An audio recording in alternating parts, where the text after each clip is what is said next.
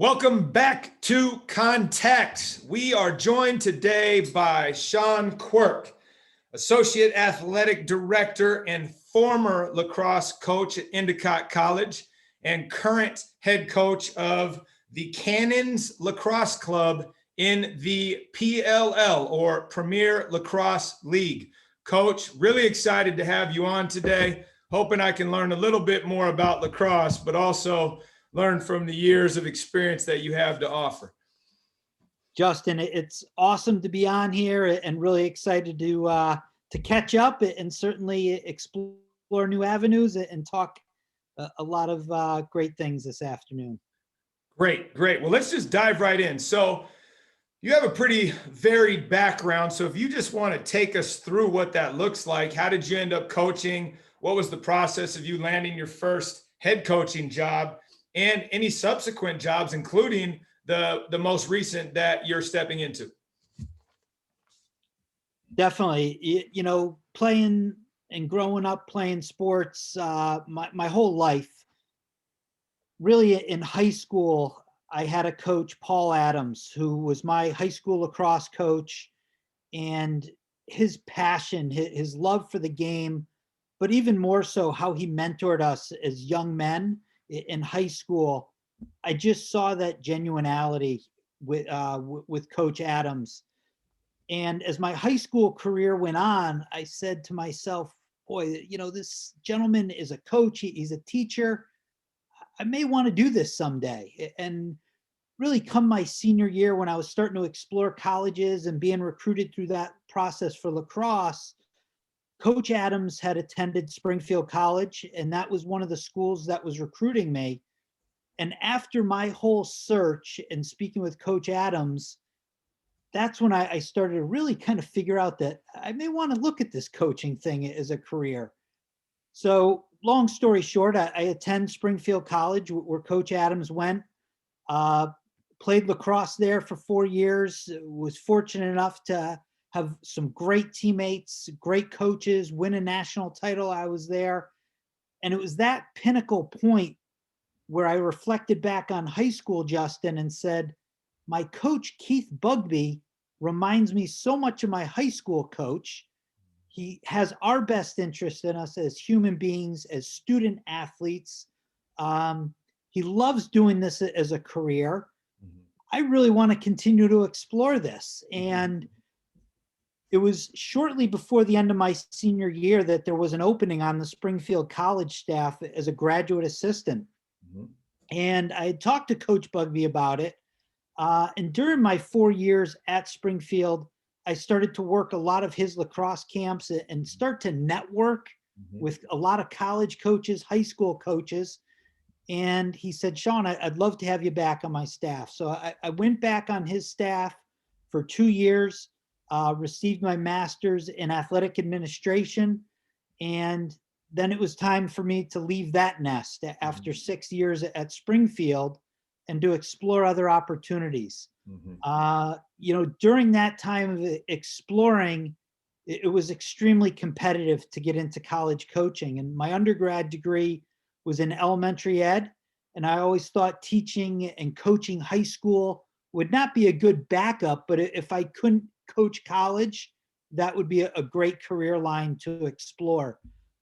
So when I did finish up my master's and my coaching at Springfield, I was applying for a lot of Division I assistant positions and some Division III assistant positions to really just gain more knowledge and gain more mentorship through head coaches.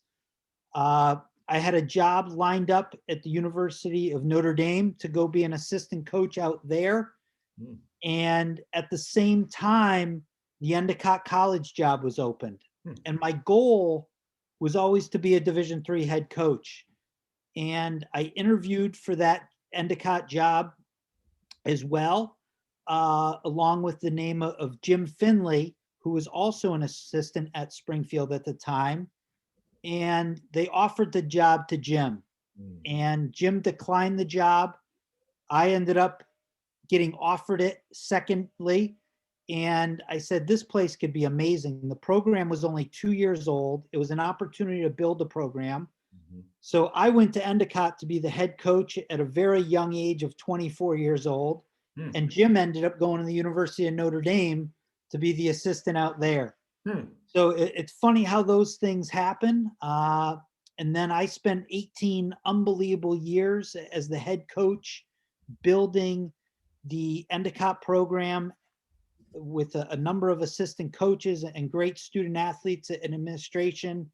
And I've obviously stayed on there as the associate AD for the last 24 years. So Mhm. that's kind of how I got into coaching and my path and the reasons why. Mhm. And while coaching, for those 18 years at Endicott, I always kept in the forefront of my mind those lessons learned through people like Coach Adams and Coach Bugby, that the integrity of how you treat student athletes, how you want them to grow, and that sort of thing as young men. Mhm. All those lessons are just so transferable and learned through athletics. So that was kind of my path to got to where I was, and then I stepped down from Endicott from coaching, and then I began coaching professionally with the Boston Cannons, which then merged to the PLL, to the Premier Lacrosse League.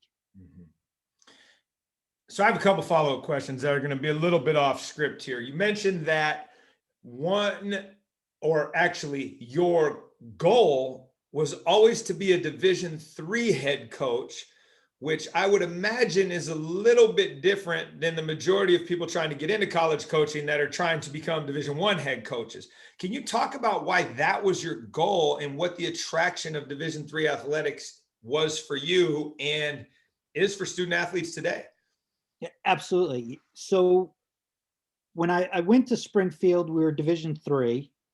My sophomore year, they went to Division II. So we competed in Division II my sophomore and junior year and senior year. And then when I was coaching there, they went back to Division III. So I got a little bit of a flavor Mhm. as a player and coach at those two levels, which was unique. My older brother, Brian, played Division I lacrosse, and I got a lot of insight from him on kind of the Division I thing. Mhm. And I always felt that obviously the Division I level is fantastic.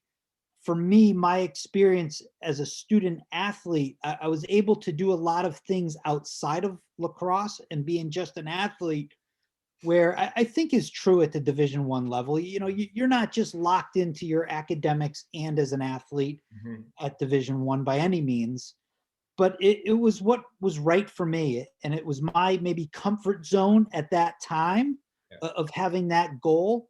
But those 18, 20 years really as a Division III coach, it embodied everything that I learned and that I expressed to my student athletes. So I never really veered off from that, Justin, with opportunities that came up to maybe go Yeah. into Division I coaching after having been a Division III coach for Yeah. so long. It's just the path I took, my loyalty to Endicott and what I enjoyed doing. Yeah. No, I guess the reason I ask is there's a culture in what I like to call the youth sports industrial complex that it's Division I or bust often. And what people miss is that if you play collegiate athletics at any level, you're part of the top 3% of the world's athletes, because doing that at any level is a huge achievement. And I think people need to be more open to what you described as what are the secondary pieces of being a collegiate athlete, and what's the cost benefit analysis of being at any particular level. And I love that you already had that in your mind as you were getting started, because I think it is kind of an outlier in how most people perceive this profession.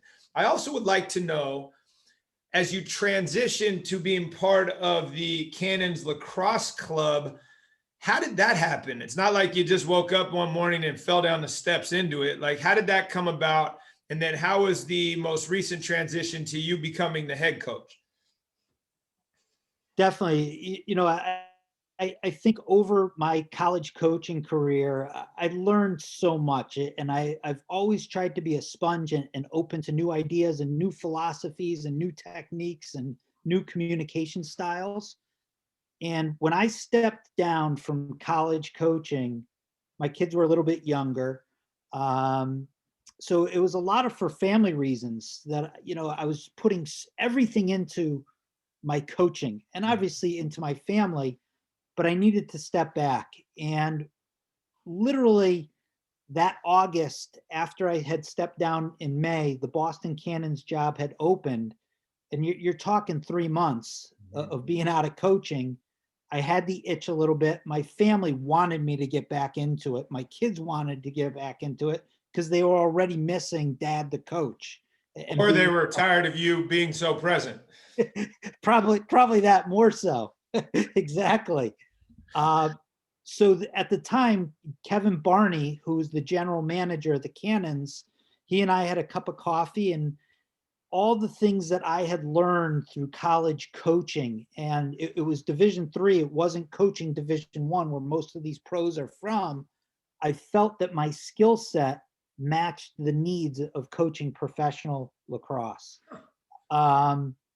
So, the last 5 years of doing that, it's been a tremendous experience and a lot of crossover of coaching college and a lot of differences, obviously, as well, coaching grown men that have been through that process of playing, college athletics as well. Love that story. Thanks for sharing that.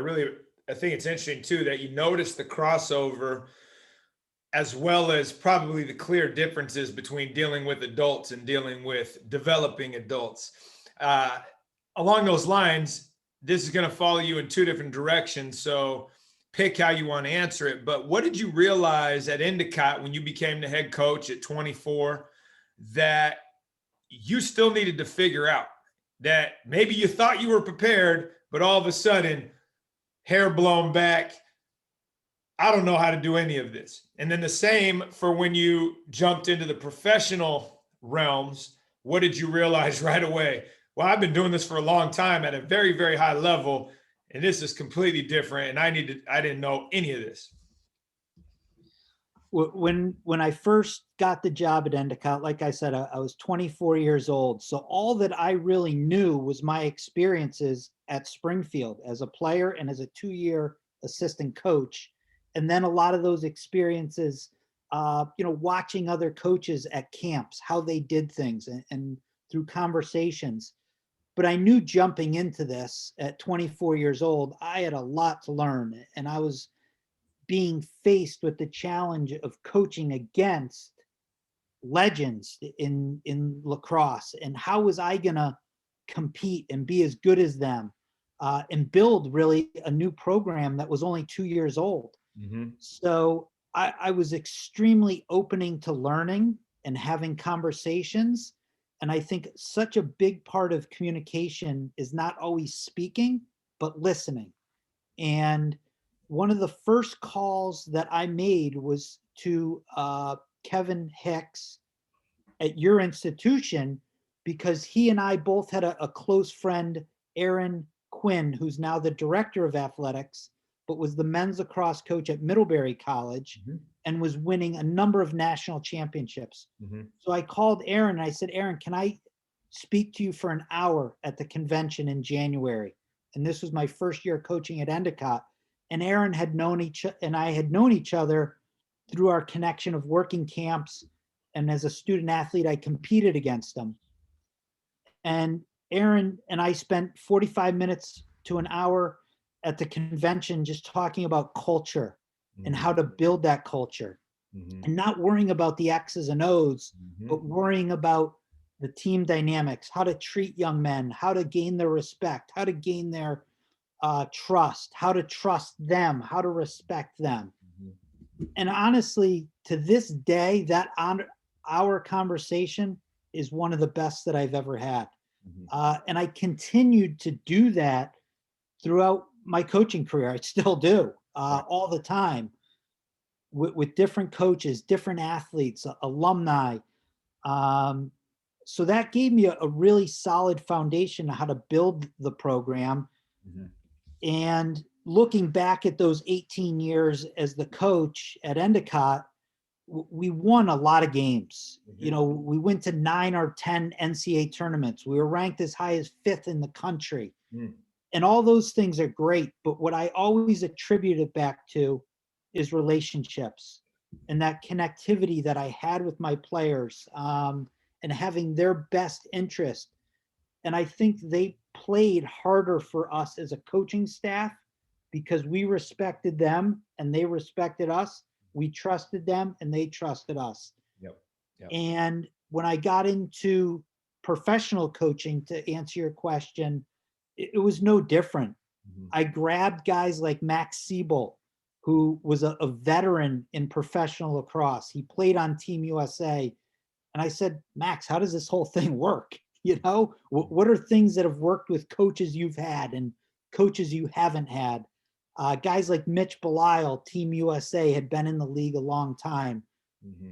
Those are guys that I trusted just based on their credentials and who they were as people. Yeah. And we built some great relationships, you know, those two guys and many other players. But I failed, man. You know, my first couple years in the professional league, whether it was with trades or decision making with the field, on the field, and I'm always a believer. You have to do that. You have to fail to become successful. And you know, as I talk to people after we won the MLL championship this year, if I hadn't failed as a coach and a general manager in the league, those successes don't come. Whereas if you're hard-headed and you're saying, I'm just going to do it my way, and fine, I fail, well, you're going to continue to fail. Mm-hmm. And you'll be on the outside looking in. Mm-hmm. But I learned from those failures, and I you know, don't harp too much on those successes. But it really comes back to relationship building. And I think that's how you have, you know, tremendous success. Well, here's what I get out of that is, one, as a young guy, you were humble enough to acknowledge that you didn't know enough, or you did know what you didn't know, and you went and found guidance, coaching, mentorship to help deliver you what was missing, which often for us as younger coaches is hard because of our own insecurities, and we want to feel like we know things. So kudos to you for that. And then as an older coach going into a new situation, it was the same idea of, this isn't my comfort zone. Let me talk to the people who have been here to figure out what it is I do need to know so that I can best serve them as athletes. And I think that mindset probably helped you say jump to the front of the line a little quicker on finding success than you would have had you not. And as you just pointed out, continue to fail doing it your way. I was talking to one of our alums recently who's the first female sports agent in Major League Baseball. And one of the things she said was fail your way to success. And I was like, wow, that's a great way to look at it. And it implies that you're looking at your failures as a growth opportunity rather than some sort of scarlet letter that you did something wrong. So I really appreciate you bringing those two items up. If I could press you just a little bit further on the culture piece. And what I often ask, and I'm going to ask you this, is what is the best thing you do in your program that has the largest ripple effect on your culture, be it intangible or tangible things that you do consistently on a year-to-year basis that factor into how you find the success. But in addition to that, can you offer a few pointers to coaches that might be listening about what they should be focusing on in regards to building culture and then fighting for that culture every day? Great question. You know, I think the thing of one, building culture and then sustaining a positive culture is consistency, is just that. And how do you do that? It's all a process. It's a journey. You know, if you start a new season and you say, well, our goal for the season is to win a championship. Well, every team has that goal, and only one team is going to get there. But how do you get there? And it's through that whole process, through the whole journey. And that's being consistent and believing in what your philosophy as a coach is. And that's something that consistently evolves, right? Is that philosophy through that coaching journey that you have. I have developed probably maybe 10 years ago different standards within our program or our team. And it's giving a lot of autonomy back to one, your players, your student athletes, your coaches, and your leaders. Um, teams that start with leadership that have 8 captains or 5 captains on their team, it's great. You're giving that leadership to people, but is that the right thing to do? Mhm. I personally think having 1 or 2, maybe 3 captains is the right thing. And then you put almost sub captains below them. Teams have assistant captains. For example, if we're talking a lacrosse team, we have 5 different areas where we're going to put one person in charge of the field. That field is totally cleaned up after practice, debris, cups, the balls, the goals are off the field, the balls are picked up. There's one person in charge of the locker room. That everyone's locker room looks the same. The helmet is on top of the locker. Their practice uniform is hanging. Their gloves are hanging. Their cleats are neatly placed in their locker room. There's no cups. There's no loose tape after practice on the floor. One person is in charge of that. The bus, when I was coaching college, one person is in charge of the bus cleanup. It's not the first year students. It's not the seniors. It's one person in charge of that. And you can go on the list and so on. One person in charge of picking up all the meals in the dining hall, for example. So now we have our captain or our 2 captains or our 3 captains, which I go to, and they're adjunct members of the coaching staff. But these 5 people under those captains, the captains lean on them. The coaches lean on them. So now when the field isn't cleaned up, I don't have to go to the entire team and say, guys, why isn't the whole field cleaned up? I go to one person. I say, Joey, the field's not cleaned up. You're held accountable. Or then if you can't handle the accountability, now we'll hold the whole team accountable. Right. So that one person holds the team accountable. They buy in, they trust him. So we've kind of set up things like that to build that culture and that teamwork and that trust within the team. And it's worked phenomenally. And that works on the field. Now come game time or practices, they kind of buy into that trust and that respect a little bit more because they're looking out for each other. So I just think having that consistency in your message, and you can't let things go. If you see that locker room's not cleaned up and you let it go, it's just going to get dirtier and dirtier and messier. And it's going to translate to on the play field. You let a couple mistakes go, those are going to continue to happen, and you're not going to be successful. And we incorporated things, non-negotiables on the field then. Non-negotiables, no palms up. How many times do you see athletes giving palms up to their teammates when they make a mistake, or an official on a bad call, or a coach on a decision? You make a non-negotiable. All right. First time's a warning. Second time, that player's out of practice. Third time, now the team is held accountable. Another non-negotiable is no walking. Anywhere on the field. You're going to get water, we're running to get water. When we're doing maybe conditioning drills, you touch that line with your foot or your hand. So all these little things to build discipline into what you're doing. So now come game time, you're more disciplined as a whole team. Yeah, I love that. Trying to follow up on some of these items. You said consistency, relationship, accountability, and what you've really created is a distributed leadership. I'm going to use the word platform, even though it's not the right word, but way in which to integrate closely the entire team into the process versus it being dictatorial and top down. It's still top down. There are still standards that you've created versus rules, but you've created this buy-in by allowing others to lead and then holding that person accountable for the success or failure of the area they've been given autonomy in.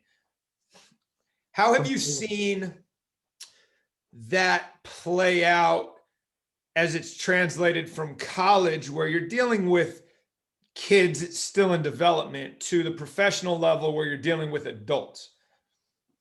Absolutely. You know, and some of those things from college to professional are certainly different, right? Because you have staff that are taking care of a lot of those areas. Mm-hmm. But our whole, mantra with the cannons is that we're blue collar, and we're going to do things and we're going to grind. So you kind of put that out there to your players and your athletes. But going back to those relationships, it's no different. Those gentlemen, let's face it, they're the best of the best. They're talented. They can hold themselves accountable. They have no issue of holding their teammates accountable because they want to win. So it's a little bit different in those ways. Mm-hmm. But I think as a professional coach, it's really communicating and having that relationship and that trust with those players. Some coaches, one of my mistakes early on was a player makes a mistake in a game or two and they're benched. Those guys, they're still working through things. LeBron James is still working through things. He's going to make mistakes. So that was one of the greatest lessons I learned, certainly through things. And it's just implementing different areas into the professional arena and team, certainly. Great. Thank you for that. What have you learned watching other teams that are not lacrosse programs that you've been able to adopt or improvise and use as a lacrosse coach? And as part of this answer, what I'm also very curious about is your involvement with Peak Goalie Camp and how you have used that to grow the next generation of goalies, but also look at the difference between coaching at a camp environment and what's translatable then to a team environment. So similar question, but also a little bit different in how you've been able to observe and borrow to enhance your own ability to grow as a coach. Sure. When I was first getting into coaching, I was just so enamored by coaches in general, whether it be certainly lacrosse or basketball or soccer or football or soccer, whatever sport it was. I wanted to see, one, how they conducted themselves, how they interacted with their teams, not so much in a game setting, but at a practice setting. So I would go out and, just schedule meetings with coaches to spend 15, 20 minutes, a half hour in their office before their practice, talk a little bit of philosophy, and then observe practice. Mm-hmm. And I must say that if I went to 10 different schools and maybe 3 different sports, you saw maybe 8 different ways, maybe 10 different ways of doing things. And maybe more often than not, I learned how to not do things by watching some of those coaches. Mm-hmm. And I said, you know what, that's not for me, how the coach X did things with Mm-hmm. his team. Mm-hmm. But I liked coach Y, how he or she did things. Mm-hmm. I could see myself implementing that into my personality on how I see things to be. Mm-hmm. And I even read body language of some of those athletes, student athletes, on the coach was speaking to them or explaining something. And the student athlete was just, you could tell, looking right through the coach saying, I'm not doing that. I don't buy into that. Mm-hmm. And it goes 2 ways, right? That kind of disrespect of the student athlete, but also the coach maybe not conveying the right message. So I gained a lot of valuable, learning experience through that, certainly. And then throughout my career continually, even in the pros, just talking to the other coaches, how they're doing things. I've learned so much through them, through this whole process, which is just fascinating, Mhm. to become better. The Mhm. whole camp environment of, it kind of being more summer or clinics during the winter is, I always look at that as, quote unquote fun, Mhm. but also these young players are there to gain experience and knowledge at their craft that they're trying to get better at. Mhm. Families are paying a lot of money Mhm. to have a great experience, to have fun, but to learn their craft. Mhm. And when coaching somebody at a camp, Justin, that is just starting out to play goalie, it's their first time in the goal. Mhm. My first and only objective with that young man or young woman is to love this game, Mhm. is to love this sport, to build their confidence. If they let the first 10 shots in, I want to let them know why, and that's fine. You're going to get better, that you might stop the next 1 out of 10, Mhm. stop the next 2 out of 10. So Mhm. they come back that next day or that next practice or next clinic and feel better about themselves as a human being. Mhm. And wow, I like this sport. I like this position. Mhm.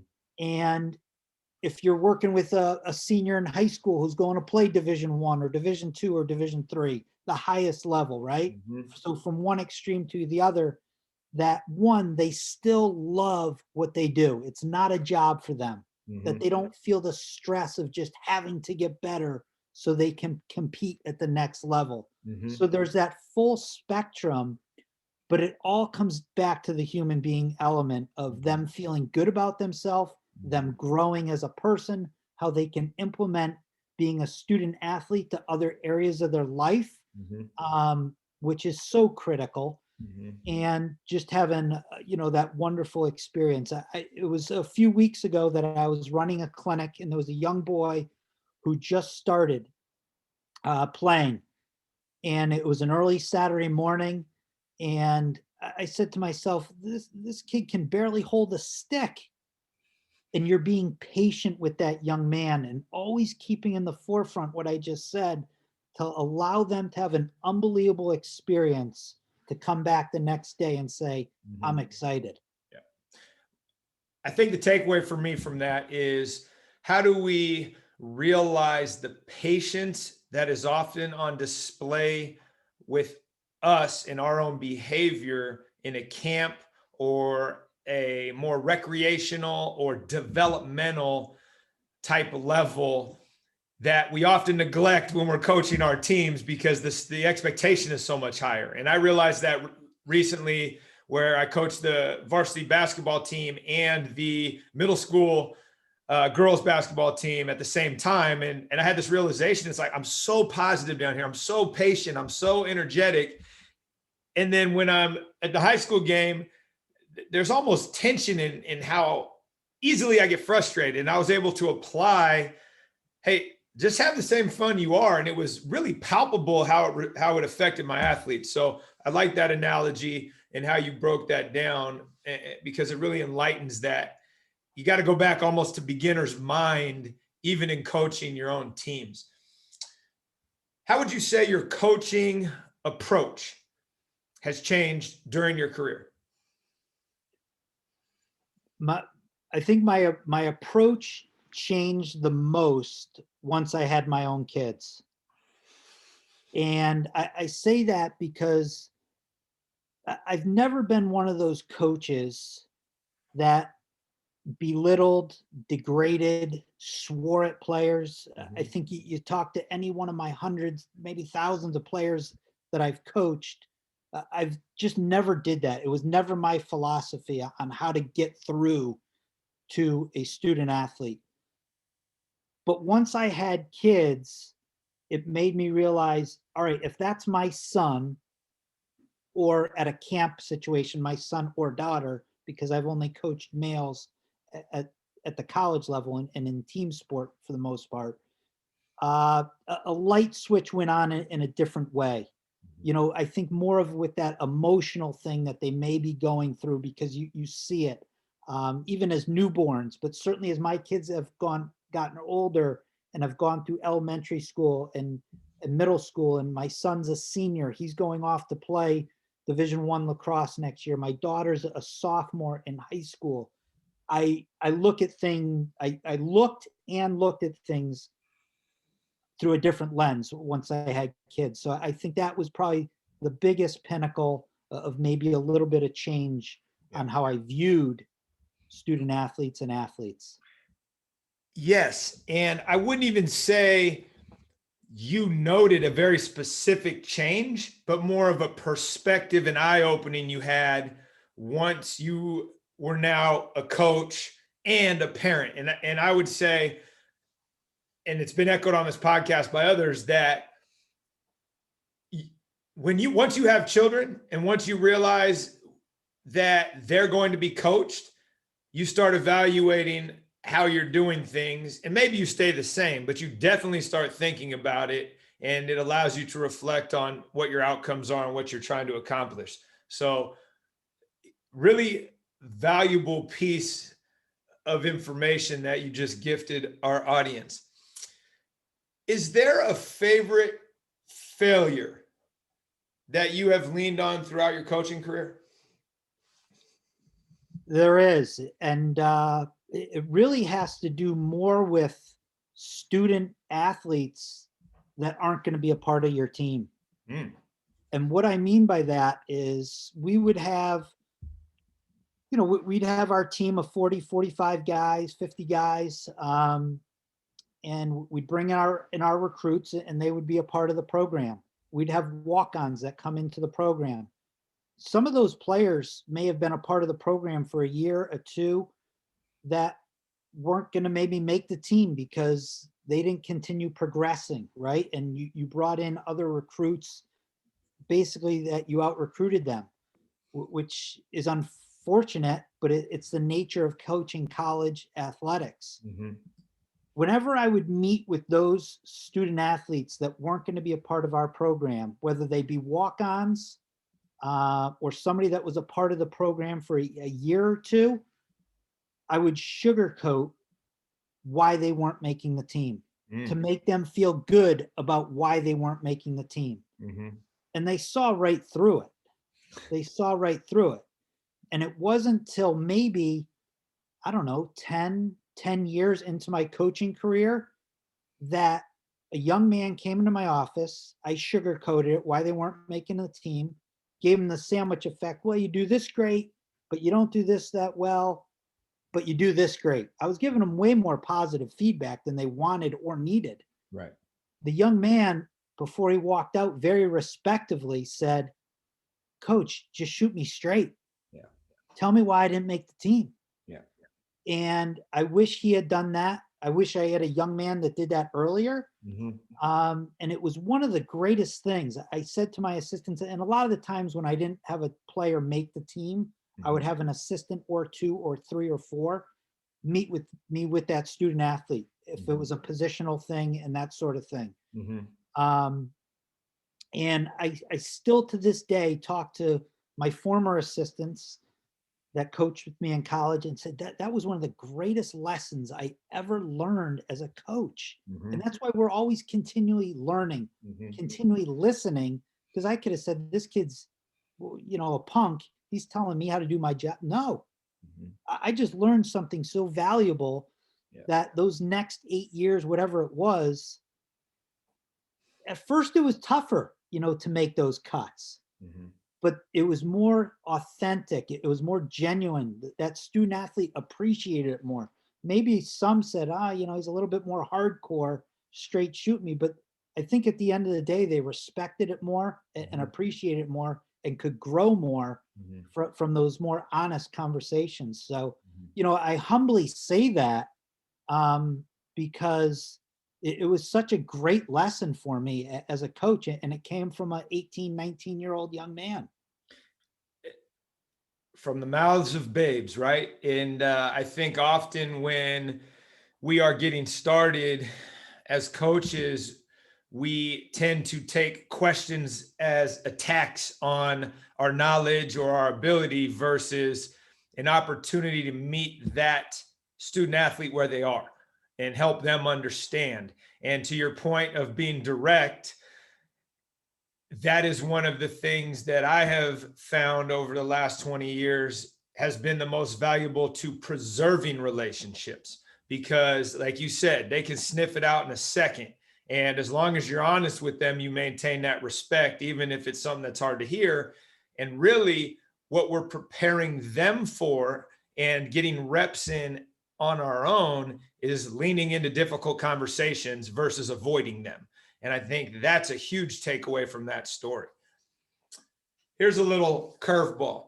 What would you say you have most recently changed your mind on from a coaching standpoint or anything else?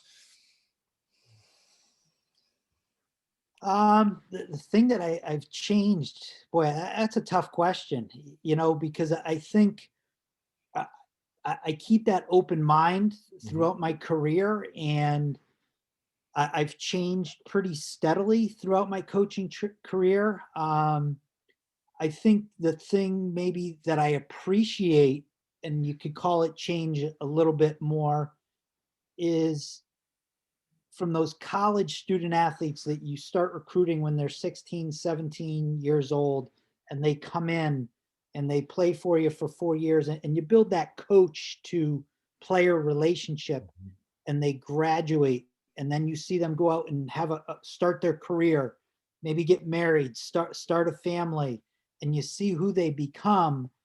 I think I've changed and gained a much more appreciation for what they got out of our program during their 4 years. I had a conversation last week. It was a text message from a young man, Johnny Kovach, who was from Ohio. He played high school football and lacrosse in Ohio, played 4 years of lacrosse for me, and he was a sport management major. And he came into my office his senior year after having done 3 different internships. And he said, Coach, I want to get into coaching. I think I'd be really good at it. And I said, awesome, Johnny. I know a lot of people in lacrosse, and we could maybe get you a graduate assistant somewhere, maybe an assistant position somewhere. And he said, no, hold on, Coach. I want to coach Division I big time football. And I chuckled. And I said, Johnny, you haven't played a down of football since high school 4 years ago. You haven't coached football. Have you been to any? He's like, no, but I want to coach Division I football. And I chuckled and I laughed, right? And I said, Johnny, well, maybe I can speak to our football coach at Endicott and see if he's got connections to get you linked up and, start your thing, doing some camps. And I said, let's connect, in a couple days. Long story short, Johnny came back and I said, Johnny, this is a long shot, but we'll throw it out there. Steve Adazio, who was my high school phys ed teacher, is the football coach at Boston College, which from us at Endicott is 18 miles away. Johnny, I connected Johnny with Coach Adazio at BC, and Coach Adazio was gracious enough to have him come work his camp that summer. 1 week of camp turned into 3 weeks of camp because Johnny was literally sleeping in the office, shagging footballs. Coach Adazio loved Johnny. He offered him a volunteer kind of intern position that fall with BC, ended up bringing him on as a graduate assistant, ended up then hiring him as a full-time assistant. 2 whatever weeks ago it was, Johnny is now a full-time coach at Northwestern. Coaching was at the Peach Bowl. He's the director of player personnel. So Johnny messaged me and said, Coach, I just want to thank you. I'm excited for the Peach Bowl. We had a great season, and I love coaching and saw your passion, blah, blah, blah. And I said, Johnny, everything you're doing is why I loved coaching and got into coaching. And I can't be more proud of you. Go beat the Buckeyes, man, or whoever they were playing in that game. Yeah. But, I think those changes that you talk about, it's seeing what these young people are doing Mhm. after they play for you for 4 years and who they become in their careers, like I said, and Mhm. seeing them as fathers. Mhm. Like that's the greatest gift any of us could Mhm. have is getting married and having a child, and to see them and how they interact with their families Mhm. is what I love most. Yeah, I would agree with that. I think being invited to weddings of your former players and being there when their kids are born and continuing to be part of their lives is something that isn't necessarily as front of mind as you're younger, and it's just about the sport piece, and it echoes how important those relationships are. And I love the story. You haven't played it down in football, but hey, let's go try it. And here he is, a success however many years later, coaching Division I football full time. That's so awesome. Last question. If we jumped in the DeLorean and we went back in time and you were starting over, I don't want to ask what you would do differently because most of the time people enjoy how that's informed their life. But I am curious, what piece of advice would you give your younger self to help you along the improvement journey in order to expedite that? Wow. I might have to pause on this for a few minutes here, and really think about that, because you get that question of what would you do differently, and um, I got to be honest. There's not a lot of things that I would do differently or change overall. The one thing I would not change for the world of me for anything is go into another profession. I look back at my career, and between coaching college and running businesses and coaching professionally, I'm so blessed that I was able to make a career and a living out of this and provide for my family. And I think it's drawn our family closer in some ways, Mhm. because we're all connected to my career Right. in a lot of ways. That my children, chose to be athletes. My wife's an athletic trainer. Mhm. Um, I wouldn't change my career for anything. If I could go back and say, you know what, I could go work on Wall Street and make $10 million a year. Mhm. Honestly, I don't think I would do it, Right. because I've loved most every day that I've gone to work. It's, they say if you choose a profession and you feel like you've never worked a day in your life, it's kind of how I felt Mhm. about education and coaching and mentoring, and even for myself, growing is this way. I don't know if in another profession I would have been able to grow and think Mhm. in the ways that I do in some areas. Mhm. The friendships that I've built, doing these type of things, meeting new people and Mhm. learning from people like you Mhm. is something I thrive off of it and Mhm. thirst off of. And I would agree So that most people say that. That's why I've stopped asking, what would you do differently? And it's more about to get where you are now, what advice would you give your younger self to still be able to have all those experiences, but help them get to this point a little quicker? Because ultimately it's about impacting student athletes, and you're better at that now than you were as a younger coach. So yeah. if that's the outcome we're trying to reach, what advice do you have for that young guy or the next Sean Quirk that's jumping into this profession? Your guy, you just talked about Johnny. What advice did you have for him as he was starting this journey? Yeah, I think that the one thing, and I talk to a lot of coaches about this, and I feel it within myself too, is again, I always had at the forefront of my mind the student athlete's best interest. But at the same time, I was extremely uh, motivated to a degree and consumed in an unhealthy way about winning, and always winning and always moving up my team in the ranking. Mm-hmm. And again, always thinking about the process, how to get there, Mm-hmm. was always thoughtful with me. But don't get consumed if I could go back 20, 25 years and say to myself, don't get so jammed up, don't get so consumed about that outcome and the result, I think it would have taken a lot of stress off me as a person, right? Yep. Maybe I wouldn't have been quite as successful as a coach. So it's hard for me to say that because I was always just driven by that, always wanting to move up and be number one. And every coach wants to do that, obviously. But I think I could have relieved stress in certain areas, taking time out, maybe to go work out more or meditate more or do whatever, to be a little bit healthier through my coaching career.